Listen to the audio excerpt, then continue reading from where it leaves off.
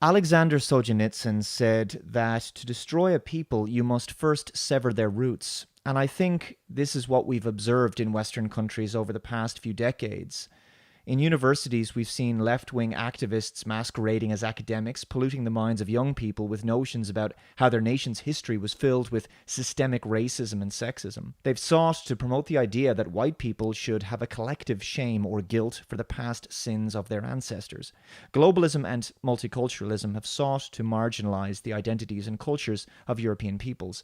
By making all Western cities as diverse and multicultural as possible, they've effectively become all the same. There's no single defining and unique identity anymore. The people make the place, after all, but when a city like London, for example, becomes only 45% Indigenous English, it's not surprising that it no longer feels or resembles an English city. The heart and identity of a place is irrevocably changed by internationalism, reducing a city or nation to being a province of a global order.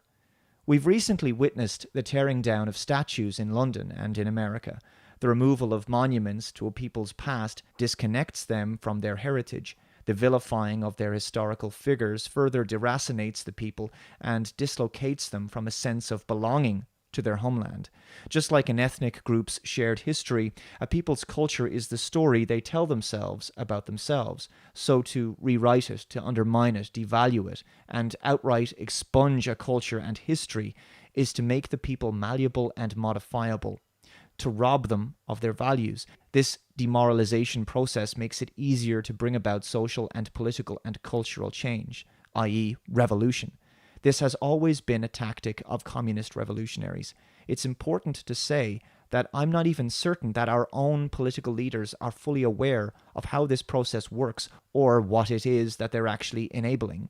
Western politicians are little more than puppets of global oligarchs, and they merely enforce their policies at a local national level. This article is from cityam.com.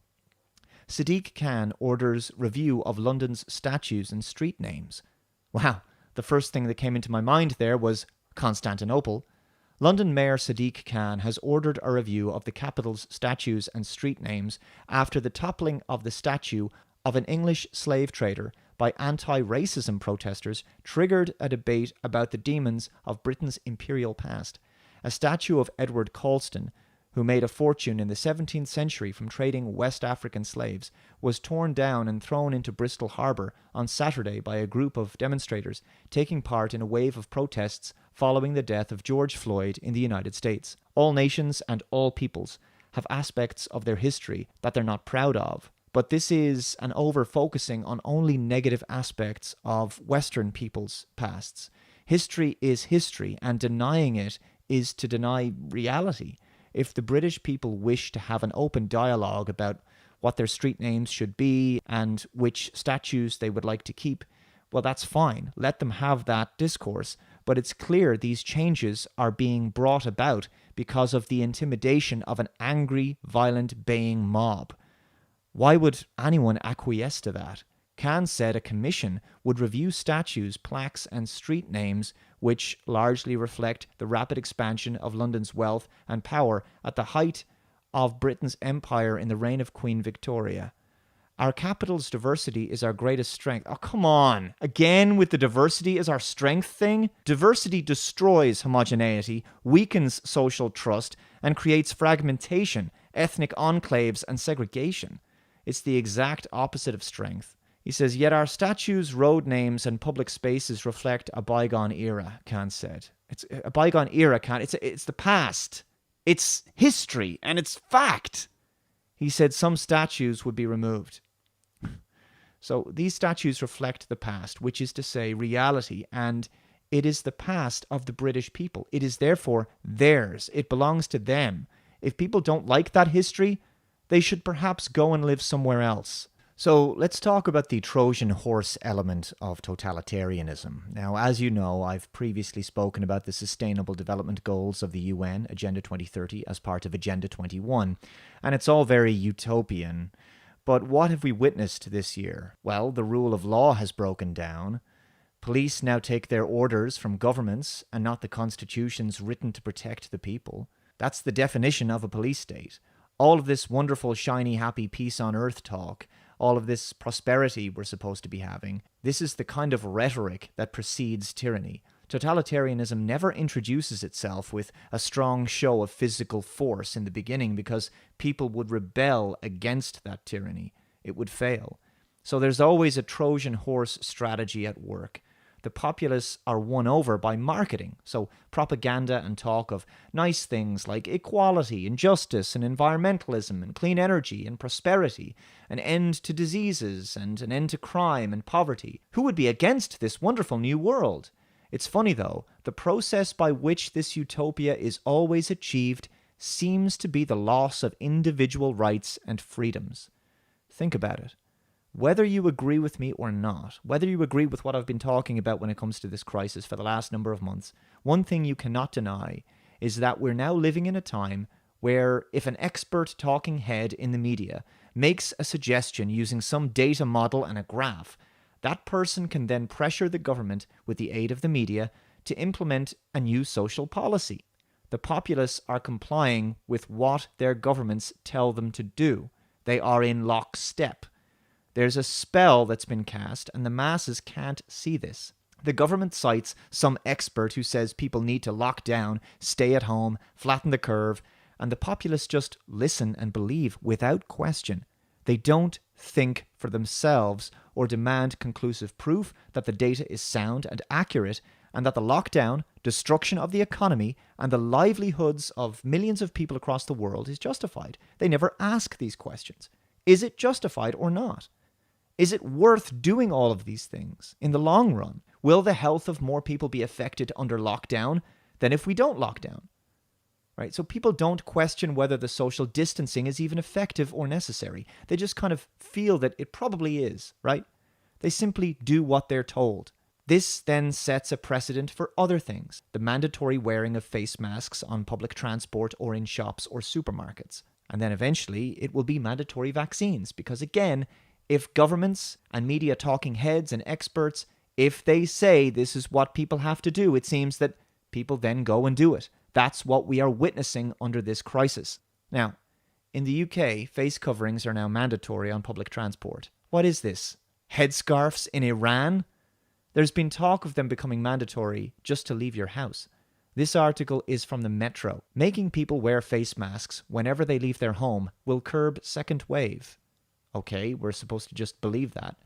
Compulsory use of face masks when out in public, along with the implementation of intermittent lockdowns, yay, more lockdowns, will help prevent a second wave of coronavirus, new research suggests. When it comes to these intermittent lockdowns, I'm assuming that they're not going to cause an increase in things like suicides, deaths of despair. And I say that because during the first lockdown, we had an increase in suicides. Would further lockdowns just cause more harm? The modelling study from the universities of Cambridge and Greenwich indicates that the combination of both methods could keep the R rate of infection below 1 long enough for a vaccine to be developed. Yeah, see, they come up with all these things, the R, right? We have to worship the mighty R. The R is angry today. Quick, lock down. Researchers said that even homemade masks with limited effectiveness can dramatically reduce transmission rates if worn by enough people, regardless of whether they show symptoms. It's funny how people are not getting a choice in what they wear on their faces. Once again, a data model and some researchers. This is how everything is going to be decided in our society now? Who voted for this? That this is how we do things now? The high priests of the science community should be obeyed without question?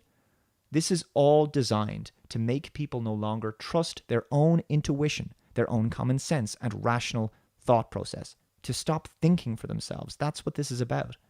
Thanks to the media fear-mongering, the populace are in such a state of terror and panic, it seems that they cannot calmly or independently think for themselves, and so they just go along with things. And while these people are complying, they don't want to hear a counter-argument. Right? They don't want to be told that they're being fooled. They don't want to believe that they're being played for fools. So they socially enforce this face burqa on other people who refuse to wear it by shaming them or screeching about it, about how they're putting other people's health at risk by not wearing one, and how their individual rights and freedoms and their right to bodily autonomy is somehow selfish, that they're not thinking of other people. This tactic will be used over and over and over again if we do not nip it in the bud now, dear viewer. Okay, they're going to keep doing this.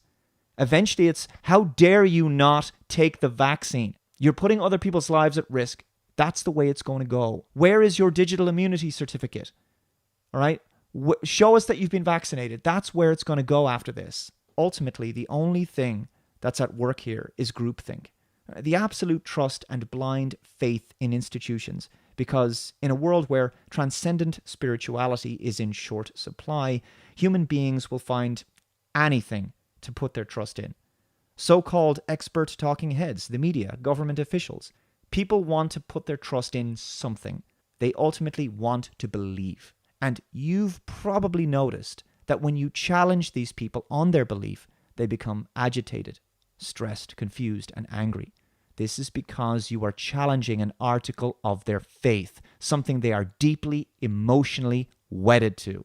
We are living in a time where the populace are being groomed to accept a world of what the 2010 Rockefeller document described as tighter top-down control, where people are in lockstep with following orders from government.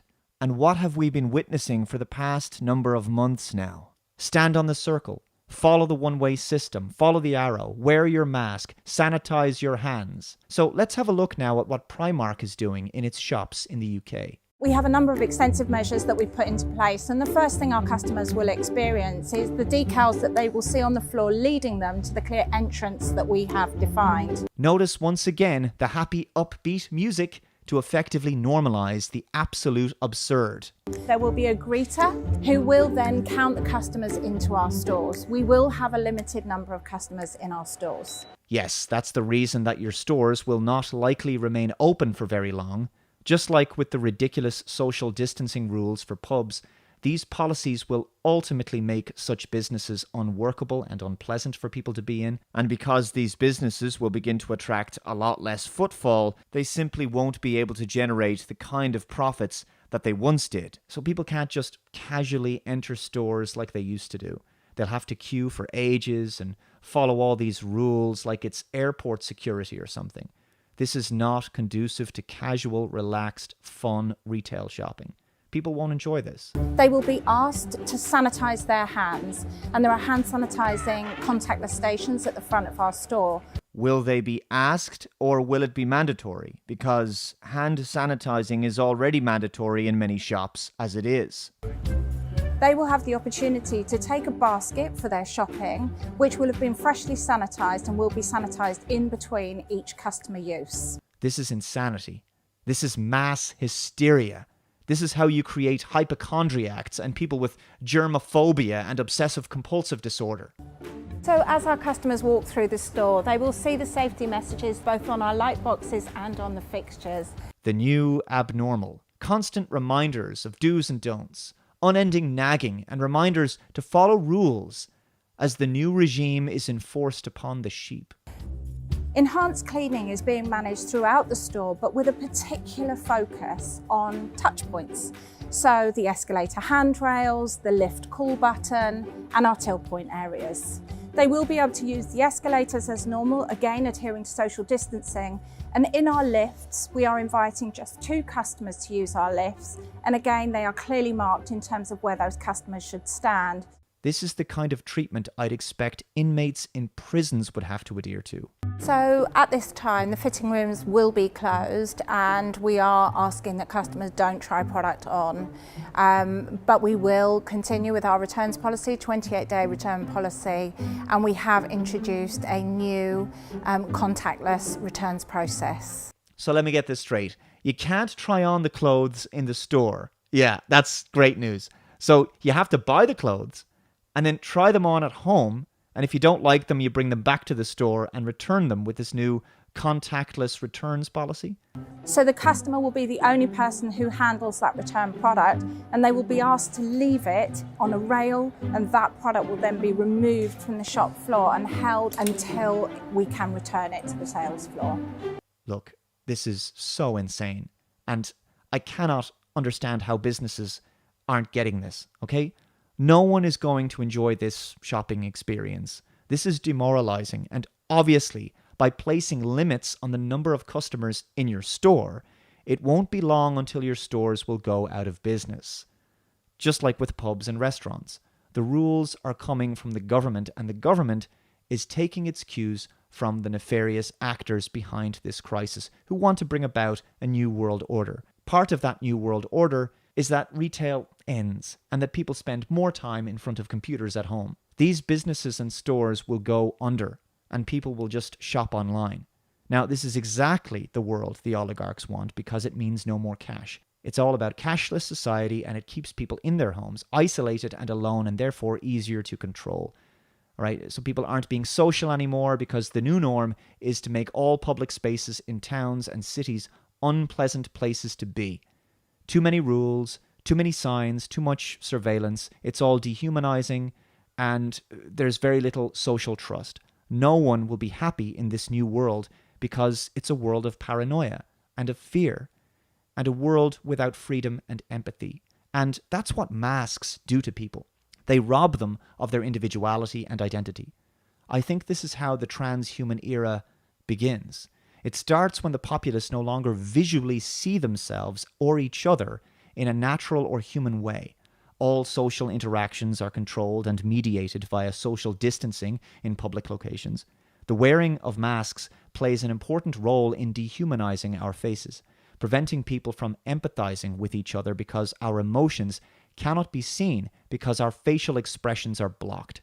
This lowers empathy levels, social trust, and makes people nothing but anonymous sheep with no individuality or identity of their own.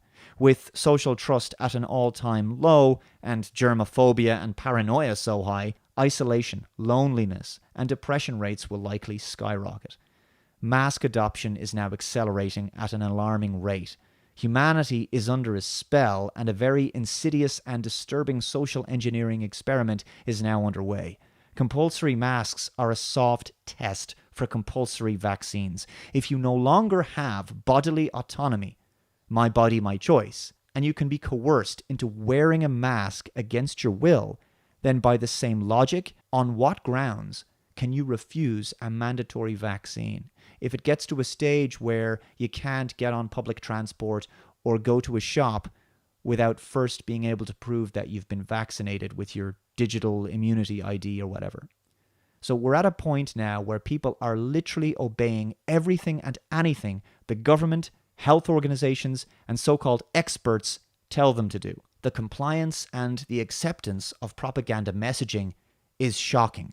This is now a world of slaves and a subjugated people, unless they wake up soon and realize, yeah, guys, we have to admit it, okay? Going beyond your front door is sometimes dangerous, okay? Life carries danger. There's risk. You have to accept that, okay? And you accept that and you have freedom. If you believe you should be wrapped in bubble wrap for the rest of your life, okay, so that mommy and daddy government can rule your life and keep you safe, quote unquote, okay, you will never be free. Do not sacrifice your freedom for so-called security, because we're not secure and safe from the police state and from the government. So let's look at pub life under social distancing rules. Here's a video from The Sun in the UK. This is Green King Pubs. So you'll notice there are now hand sanitizer stations dotted around pubs. So you'll be encouraged to use these. Yay! Dry skin and less exposure to necessary good bacteria and germs that would otherwise help to keep our immune systems healthy. When you first enter the pub, you're going to be greeted by a host who will either show you to your table if you've already pre-booked, or if you haven't, they will tell you how long you have to wait for the next table. So this is similar to what they're doing in Irish pubs. You can't stand around in the pub and fraternize in a normal way. So you have to sit at a table like you're in a restaurant.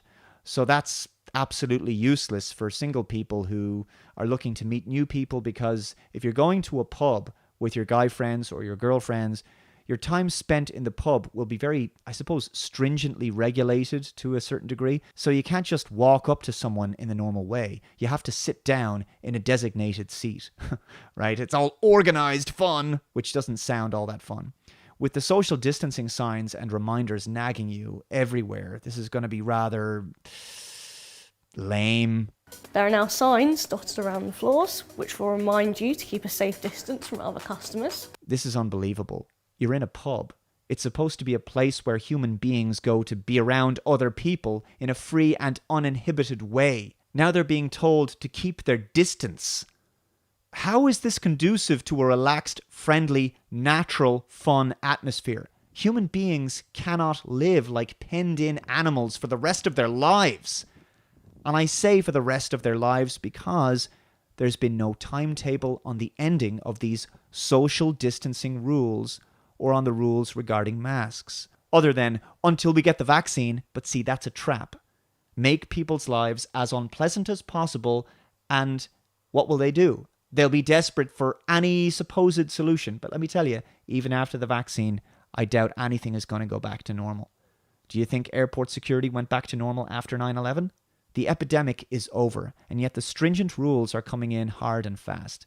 We keep being told that this is the new normal. New normal suggests the future, suggests permanence. Do you want this to be your future? Well, there's good news and bad news. The good news is this kind of stuff can't actually work for very long because many pubs have razor-thin margins as it is, and they cannot afford to operate without packing their pubs to the rafters with customers. As they now can't do that under these social distancing guidelines, they'll be out of business very soon. The bad news is they'll be out of business very soon, thus destroying the pub, a major social venue for meeting friends and for meeting new people or a prospective romantic partner.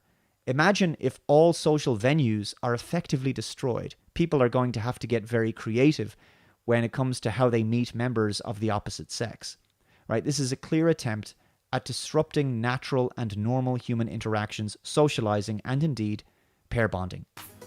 So, in this pub, Greene King has dramatically reduced its tables and the space around the tables. So, at the moment, it's running at about 60% capacity. And it's nice if you have got people walking to the bar that you have got that distance between you and you've got that kind of protection. Protection from what? From a superstitious belief that everyone around you is infected with a Spanish flu-type virus that kills in the millions or something? They can't actually be infected with such a virus as there currently isn't one circulating the globe. The COVID-19 was nothing like that, and all data models, corrupted studies, and manipulated death certificates attest to that. This is a one-way system, so you'll have to keep following the dots around the pub. Yay, follow the dots. Do what you're told, because everything is airport security now. All social venues have to feel like joyless, regulated spaces where your movements are controlled and monitored at all times. Forget about the freedom to behave like a human being and just do your own thing. That's selfish. You could get someone sick. So just surrender your autonomy and your individuality and obey the demands placed upon the herd. You're a drone now, and drones are like domesticated animals. You're being groomed to follow and obey orders. Just keep complying with the instructions. Don't question the necessity or effectiveness of those instructions. Just obey them and get excited for next instructions. This kind of mass behavior modification and widespread psychological warfare in all aspects of life is the only way in which a populace can be primed and indoctrinated into a totalitarian state just like communism. Adults are being treated like they need to be constantly babysat. Carry on following the one-way signs.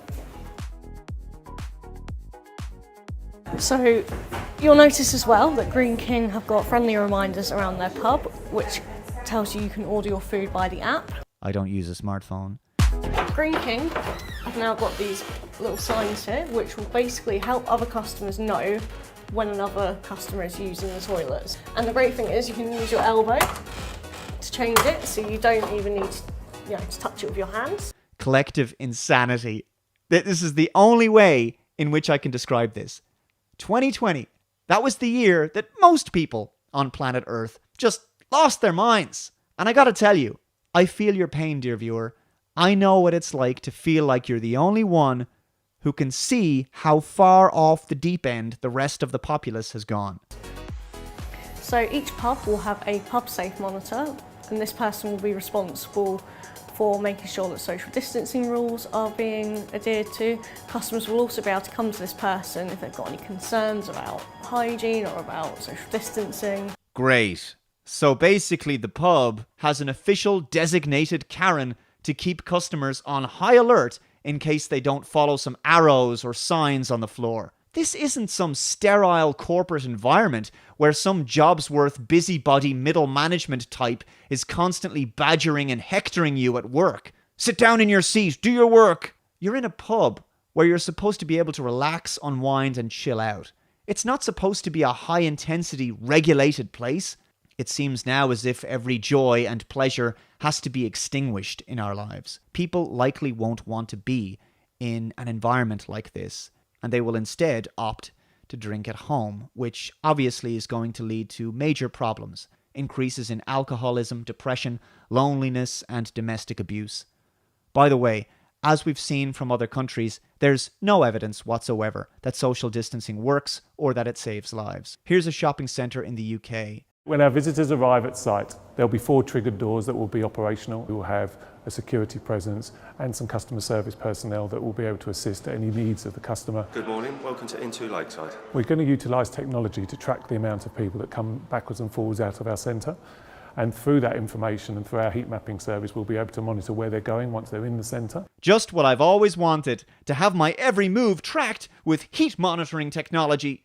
As I've said before, these rules will destroy the high street and pubs, bars, restaurants. They will close in short order. All small businesses will be destroyed, and hundreds of millions of people globally will be unemployed, making them reliant on government for welfare, or as is increasingly being suggested in several countries, universal basic income. So that's money for doing nothing. You know, it's really weird. When it comes to picking up things like these shopping bags, they have to be disinfected on a regular basis. Funny how items in grocery stores don't have to be disinfected in this way. People can pick up cans of beans or bags of rice, hold them in their hands, and then put them back down on the shelf if they decide not to buy them. Hardware stores can be open to customers, but not schools or universities, although they are starting to open now with ridiculous social distancing rules. Meat processing plants have to close in many countries, but not Amazon warehouses. Really makes you think. I want to move on now and talk about something that's been happening behind the scenes, which is very relevant. It's what the World Economic Forum calls the Fourth Industrial Revolution. That doesn't sound like something right out of Soviet Russia or anything. It's well worth subscribing to Spiros Skouras. He does fantastic work on this whole crisis and on Agenda 21. I'm going to include some clips from one of his recent videos here, and he's done a great job on this. Now, I'm sure that many of you are familiar with the Hegelian dialectic, which is problem, reaction, solution. If you have a goal of, let's say, global governance, you may not be able to just roll this out because you'll be met with resistance, and there may be little to no justification for this agenda. So you engineer a crisis. In this case, a global health pandemic, a scenario we have seen wargamed in documents such as the 2010 Rockefeller Lockstep document and Event 201, the tabletop exercise and simulation of a global coronavirus pandemic. That was sponsored by the World Economic Forum, Johns Hopkins, and the Bill and Melinda Gates Foundation, which took place last October. This crisis, which I believe to be engineered, produces a desired response. A controlled demolition of the global economy, wiping out the middle class, creating more dependency upon the government in the form of stimulus money and bailouts, which essentially equate to ownership. Absolutely spot on. And at this point, I want to alert you to an interview that I did with economist Ernst Wolf back in April, in case you didn't see it, which was about the controlled collapse of the global financial system. That's also linked below. We experienced the authoritarian lockdowns, which was the conclusion of the Rockefeller Lockstep document on how to mitigate this crisis. This is very important. The Rockefeller document from 2010 on page 18 talks about a possible pandemic which led to a world of tighter top-down control and effectively a police state where people sacrificed their freedom for more security. Think about this. If this COVID virus really was a genuine Spanish flu, why would we upend our entire lives and radically alter our societies and our way of doing things forever? At the time of the Spanish flu between 1918 and 1919, there was 1.6 billion people on planet Earth. The Spanish flu killed 50 to 60 million people. 500 million people were infected. That means that there was no need to enforce lockdown and quarantine because the virus was so deadly that its effects were manifestly observable when people opened their front doors. Everybody knew someone who was very sick with it, and everyone knew someone who had died from it. Everyone just chose to quarantine by themselves because it was fairly obviously a clear and present danger. If the people have to be forced into a lockdown, however, supposedly for their own good, like we were, and healthy people are being quarantined, and yet most people don't know anyone who's died from this thing, it should be a dead giveaway that something is up. After the Spanish flu had killed tens of millions of people, life went back to normal. Police states and Orwellian social distancing didn't become the new norm. So, as you can see, it's obvious to those with functioning brain cells that this crisis was created to serve as an excuse to acclimatize the public into a new way of living and bring about a new world order. The solution was just announced by the World Economic Forum, the same World Economic Forum who asked Johns Hopkins to host Event 201. Their solution is what they are calling the Great Reset, an initiative that was officially launched this week. Now, the Great Reset is not a new idea that they just made up over the weekend, okay? This is a long-standing global governance agenda which ties into the United Nations 2030 Agenda for Sustainable Development, which seeks to regulate, control, and redefine all aspects of life as we know it. And in June of last year, the United Nations and the World Economic Forum formed a strategic partnership to accelerate the implementation of the UN 2030 Agenda. Now, here's a quote from the World Economic Forum about the Great Reset, directly from their website. In fact, one silver lining of the pandemic is that it has shown how quickly we can make radical changes to our lifestyles. Almost instantly, the crisis forced businesses and individuals to abandon practices long claimed to be essential, from frequent air travel to working in an office. It's almost as if this entire crisis was manufactured to help the UN to achieve their goals. Huh. Back in January of this year, 2020, the World Economic Forum founder and executive chairman Klaus Schwab was asked, what can we expect to be the focus of Davos 2020? And he referenced his book from 1970 on a new economic model called stakeholder capitalism. Well, thank you so much. And of course, it's the headquarters of the World Economic Forum, which is celebrating 50 years as its founder. What does that mean to you personally? It doesn't mean celebrating 50 years of Davos or of our existence. For me, it means to celebrate 50 years of the stakeholder concept, of stakeholder capitalism, because I wrote the book in 1970 and conceptualized, probably for the first time, what we call today stakeholder capitalism. And I wanted to create a place where stakeholders could meet. And that was the original idea of Davos. So I'm very pleased and happy that we are not only celebrating 50 years, but we are celebrating now finally that stakeholder capitalism has become or is becoming mainstream. When we look on the World Economic Forum's website, we see that stakeholder capitalism is one of the main objectives of this Great Reset. At the time of the interview back in January of 2020, the stock market was at all-time highs, and the sense of urgency for a new economic model really wasn't there. I see also, I would call it, that we have urgency in emergency related to the environmental issues, climate change, but also biodiversity and so on.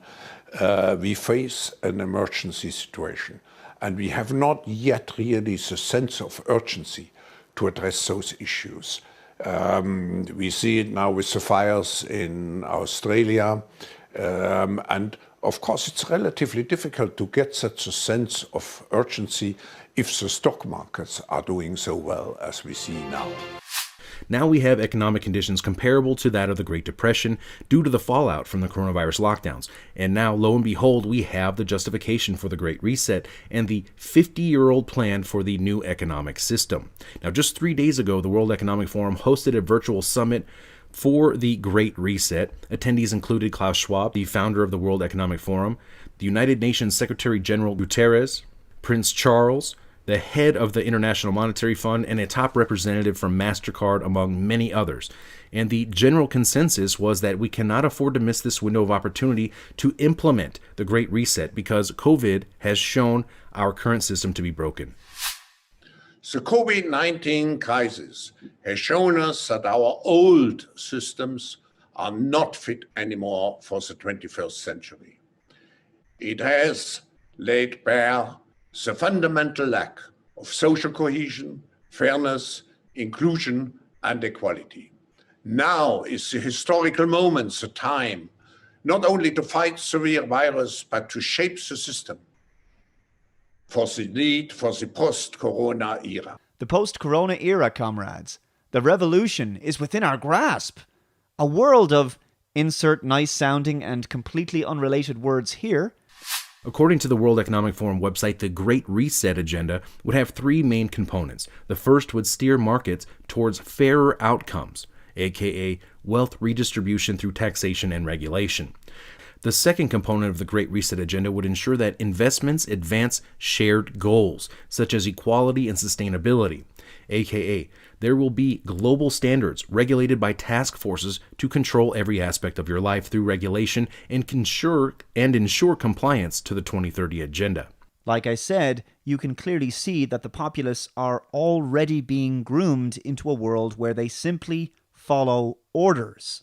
Next, Spiro talks about the 4th Industrial Revolution, which I will discuss in a moment. The third and final priority of the Great Reset agenda is to harness the innovations of the 4th Industrial Revolution to support the public good, especially by addressing health and social challenges, aka this is the transhumanist agenda to merge man with machine and enforce compliance with global governance initiatives laid out by the UN's 2030 agenda. Now, this might be a good time to note that 14 of the 17 Sustainable Development Goals include vaccination. I'm not going to talk about mandatory policy and where I stand on that point. It may well come up later, kind of hoping it does in the questions, because then I'll share with you my rather one-sided opinion on that. So what could be a better return on investment, Rob?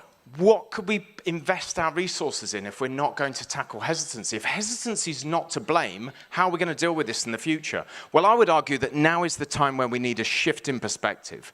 Immunization is a best buy.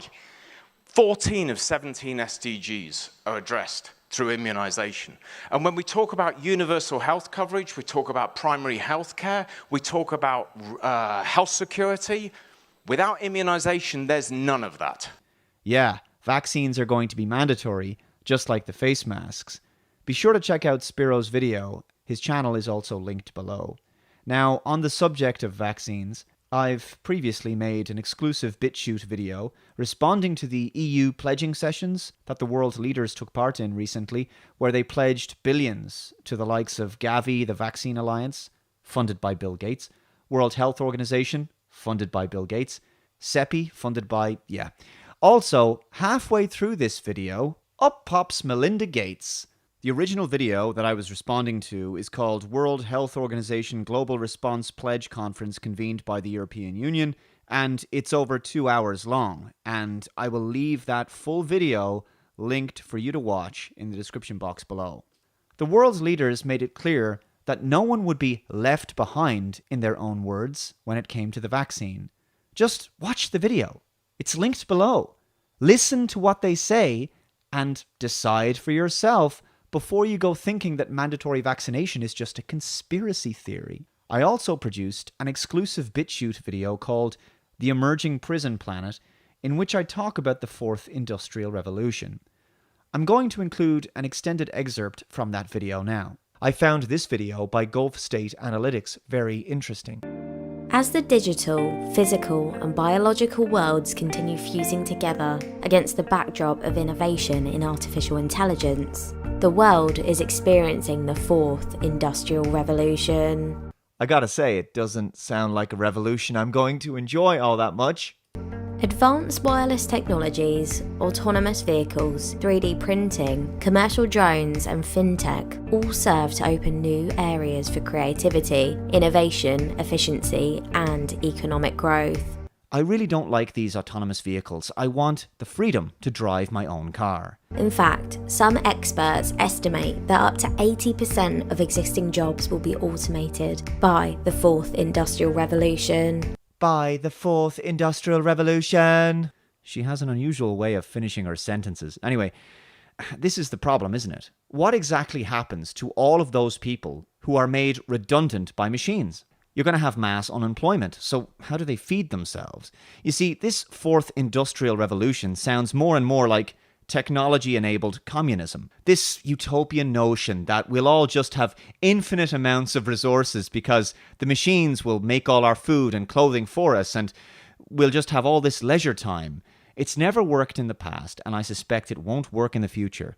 I don't think humanity wants to live like zoo animals in smart cities, being fed scraps by AI overlords. The impact of this transition will reach all countries of the world, bringing opportunities as well as major challenges that could threaten to unleash political, social, and economic instability. Yeah, so why are we doing it again? Why are we trying to make human beings essentially obsolete? The coronavirus pandemic, however, is hotwiring the fourth industrial revolution. The COVID-19 crisis will highlight how countries which began embracing next-generation technologies are set to adapt more easily to ongoing changes, as this disease represents a major paradigm shift. It's a major paradigm shift. And here I was thinking it was just a virus that we had to do lockdown for a few weeks, shelter in place, flatten the curve, socially distance for a bit, and then we just go back to normal, right?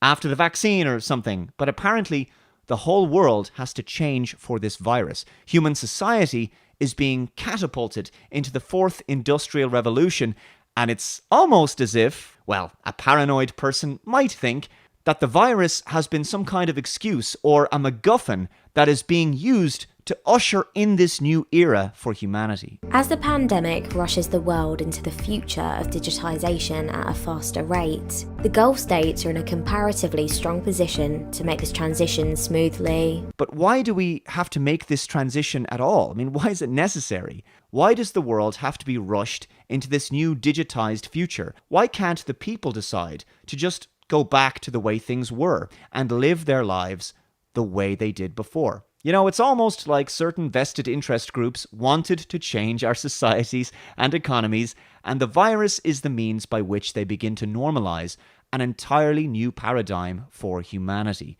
to acclimatize us to the new normal and widespread changes to our social behavior. It's just interesting, isn't it? Here's an interesting article from CNN, actually. Our cities may never look the same again after the pandemic. From Auckland to Bogota, urban planners are already adapting our cities to lockdown. But will the changes last? And which more radical design proposals, be it sewer monitors or epidemic skyscrapers, will shape the post-pandemic city? Yet more talk about how things aren't going back to normal.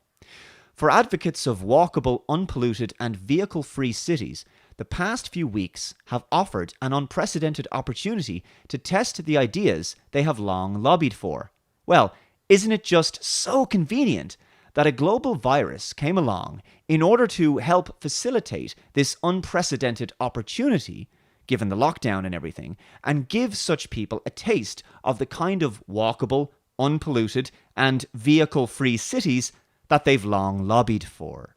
With COVID-19 lockdowns vastly reducing the use of roads and public transit systems, city authorities from Liverpool to Lima are taking advantage by closing streets to cars, opening others to bicycles, and widening sidewalks to help residents maintain the 6-foot distancing recommended by global health authorities. Czech firm Hua Architects has meanwhile proposed a gastro-safe zone, pictured top, which uses brightly coloured ground markings to encourage passers-by to keep their distance from al fresco diners. And in Milan, one of the cities worst hit by COVID-19, designer Antonio Lanzillo has envisaged public benches equipped with plexiglass shield dividers. Here's some examples. Unreal. So looks like cities are going to become even more impersonal places. Less social trust, more fear and anxiety about a disease, by the way, which once again is no more deadly than the seasonal influenza. But let's just go ahead and change absolutely everything anyway. And look at this photograph. I mean, they're at a socially distant table, right? This guy's drinking coffee while wearing a mask, of course. That makes logical sense. Does anyone else think that the future is basically City 17 from Half-Life 2?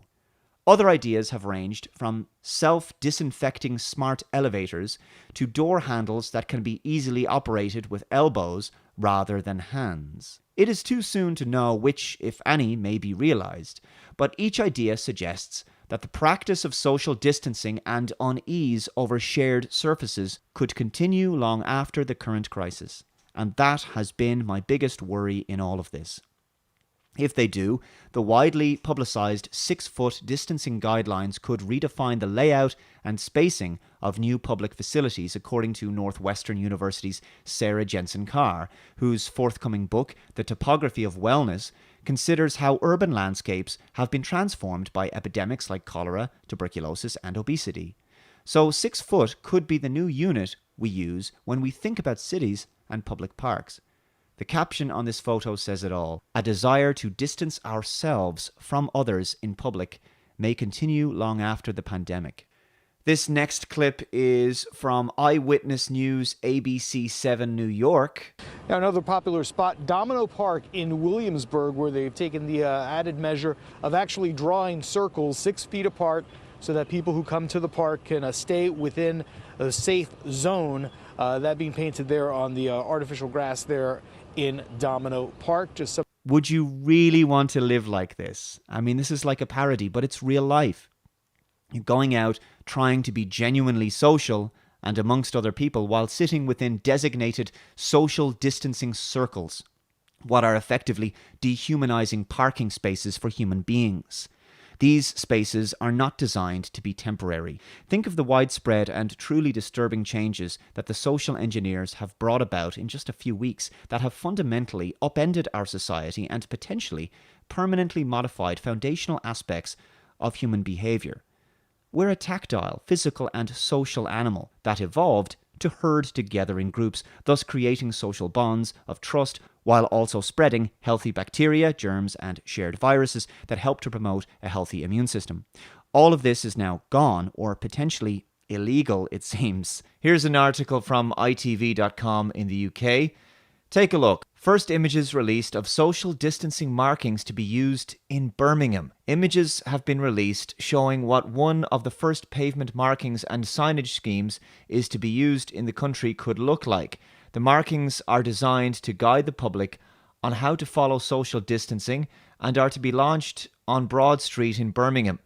Two-way markings stretching 100 metres are to be laid from the junctions of Gas Street and all along Broad Street to Berkeley Street. By the way, as a quick aside, I wanted to draw your attention to this crazy story. This is an article from the New York Post. Couples should wear face masks during sex, new study insists. Well, if there's a new study that says it, well, obviously we should just listen and believe, right? Safe sex during the coronavirus pandemic might soon require protection beyond just the nether regions. A new study from researchers at Harvard University says that hooking up carries some risk from transmitting COVID-19 from one partner to the other and recommends, among other practices, wearing a face mask while doing it. The research published in the Annals of Internal Medicine ranked frisky situations based on how likely it is to catch coronavirus while in the act. Researchers recommend wearing a mask for the riskiest sexual scenario, sex with people other than those with whom one is quarantined. If you have an out-of-house coronavirus crush, the study says, besides keeping your mask on, you should avoid kissing any oral to anal act, and anything else that involves semen or urine. Apologies for the crudity of this particular part of the video. Shower before and after and clean the space with alcohol wipes or soap. No one would ever believe this. The Onion has nothing on reality at this point in history. Honestly, the face mask wearers remind me of Borg drones from Star Trek. The masks are becoming mandatory in many countries for places like shops and on public transport like France, Spain, many states in America, and it looks likely to be introduced in Ireland very soon. So much for my body, my choice and personal autonomy. But of course, anything can be pushed through under the COVID-19 excuse. It seems to be the ultimate excuse for removing any rights and freedoms, and the docile sheep-like masses are happy to socially enforce this tyranny without any question on dissenters who refuse to comply. There's a lot more I want to talk about. I could mention how many countries have introduced laws that will allow contact tracers to enter people's homes and forcibly take people away for testing if they're suspected of being infected. That's been on the cards for a while now, as Michael Ryan of the World Health Organization has said. In most parts of the world, due to lockdown, most of the transmission that's actually happening in many countries now is happening in the household, at family level. In some senses, transmission has been taken off the streets and pushed back into family units. Now we need to go and look in families to find those people who may be sick and remove them and isolate them in a safe and dignified manner. So look out for bills and laws being drafted in your own country to bring about this kind of thing. I think I'm going to finish this video up with the following. I want to conclude by saying that I know how difficult it can be to reason with friends and family, and it's almost as if we're speaking a different language to some people. The masses are by and large not receptive to information that runs counter to the narrative that they've bought into for months, and the fear and sophisticated propaganda is overwhelming their ability to think clearly. You have to be patient with them. It's a lot like this great sketch by Awakening with JP. I also find the more scared I am, the more unwilling I am to believe anything other than the original narrative that they told me, that they're still telling me, even when new, more accurate information emerges. Like when USC did research in LA County a few weeks ago and showed the amount of people infected with COVID-19 is 28 to 55 times more than we originally thought. Yep, because most of these people don't have symptoms, it suggests the infection is far less dangerous than we originally thought. And in contrast to the original guesstimation of a death rate of 4.5% in COVID cases, the LA County Health Department says the new research suggests the actual death rate in COVID cases is between 0.1 and 0.2%. That means the actual death rate in COVID-19 cases is 22.5 to 45 times less deadly than we were originally told. But this new scientific data is irrelevant to me because it's like I already made up my mind when I was the most frightened. And that's a perfect illustration of the problem. People mostly made up their minds when they were most frightened, and that fear motivated them to make a clear decision in one particular direction, to move as quickly as possible away from the perceived danger and towards what they were told was the solution: absolute, complete, and utter trust in institutions, media, and government. This reminds me of something UN General Secretary Antonio Guterres said recently. As the world fights the deadly COVID-19 pandemic, the most challenging crisis we have faced since the Second World War. No. We are also seeing another epidemic, a dangerous epidemic of misinformation. Around the world, people are scared, they want to know what to do and where to turn for advice. This is a time for science and solidarity. In other words, independent citizen journalists and alternative media people who aren't funded by massive corporations and governments are countering the mainstream narrative. Gotcha. Yet the global misinfodemic is spreading. Harmful health advice and snake oil solutions are proliferating. Falsehoods are filling the airwaves. Wild conspiracy theories are infecting the internet. The world must unite against this disease too. And the vaccine is trust. First, trust in science. Yes, Trust what the bought and paid for scientists say on television and just do what you're told. And I salute the journalists and others fact-checking the mountain of misleading stories and social media posts. Yay, fact-checking. People telling us what the truth is. Does that include censoring content you don't like? Social media companies must do more to root out hate and harmful assertions about COVID-19. Oh, I guess it does. Second, trust in institutions, grounded in responsible, evidence-based governance and leadership. Yeah, just trust the government because, just trust the institutions without question. Do not think for yourself. We would never lie to you. Trust us. Seriously, this video isn't creepy or anything. And trust in each other. Mutual respect and upholding human rights must be our compass in navigating this crisis. Yeah, I'm all for people's human rights, Antonio, which is why I was against the lockdown and the mandatory wearing of masks and social distancing. I also believe in people's right to free expression, which is why their opinions on the COVID crisis should not be removed from social media, because that's censorship, and censorship is the desperate act of somebody who's lost the argument. Together, let's reject the lies and nonsense out there. Yes, I agree. Let's reject the lies and nonsense from the UN, the World Health Organization, the mainstream media. Today, I'm announcing a new United Nations Communications Response Initiative to flood the internet with facts and science while countering the growing scourge of misinformation. You know, I find it very interesting that you'd use the word flood, but something just clicked with me. Maybe I'm way off base, but I seem to recall that exact word being used at the event 201, when they talked about countering misinformation and disinformation online. Let's have a listen. Put the genie back in the bottle of the misinformation and disinformation is nigh impossible. So flood good information. Okay, others, yeah, Jane? Yeah, so can I agree with that? And my fact did come from the Edelman Trust Index, you'll be pleased to know, but also borne out by the work I've done as a CEO in my time. Can I also add that I think there are real technology opportunities here. I personally do not believe that trying to shut things down in terms of information is either practical or desirable. And we do have, I think, a couple of strategies that are available to us, one of which is the flood strategy, second of which is relying and informing and equipping trusted sources of information with the facts so they can then pass that on. But we also need to actually think about a technological answer to this. So there is work that's being done to actually create algorithms to sift through information on these kind of social media platforms. And I know that the Gates Foundation and others are funding organisations to work on things like this. Huh. You don't say. It's almost as if these people were preparing to flood the internet with counter-propaganda because they knew that their narrative was going to be questioned online. Sounds like the flood strategy is flooding the internet with authoritative, pre-approved talking points which people are not expected to question. No thanks. I'll question everything, and I'm not going to simply sit down and shut up and believe what you're telling me.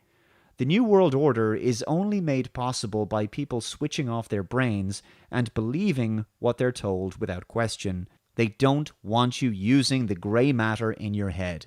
It's time to start using it. The first form of resistance against tyranny is independent thought. Well, I think I'll leave it there for now. Thanks very much for watching. Feel free to download this and re-upload it where you like, and I'll catch you next time. Bye-bye.